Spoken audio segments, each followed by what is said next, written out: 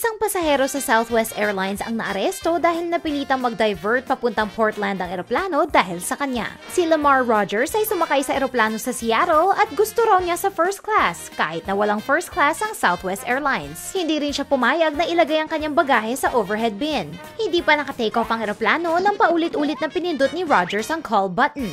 Nang tinanong siya kung ito ba ay emergency, ang sagot niya ay, oo, kailangan ko ng inumin. Patuloy niyang pinagpipindot ang call button habang nagmumura at humihingi ng alak hanggang sa makalipad na ang eroplano at nasa cruising altitude.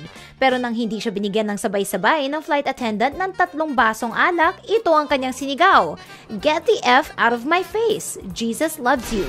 Pagkatapos ay sinabi ni Rogers na gusto niya makita ang piloto at nagpakita siya ng mga gang signs na para daw kay Jesus. Natakot ang flight attendant at nagsimulang magpakulo ng tubig sakaling manggulo sa flight deck si Rogers. Dinivert ng piloto papuntang Portland ang eroplano kung saan 2 police officers ang umaresto kay Rogers na nagsasalita pa rin tungkol kay Jesus. Inamin din niya na gumamit siya ng purple hash bago siya sumakay sa eroplano. Ito ay isang bersyon na mabigat na purple haze marijuana na ngayon ay legal na sa Washington State.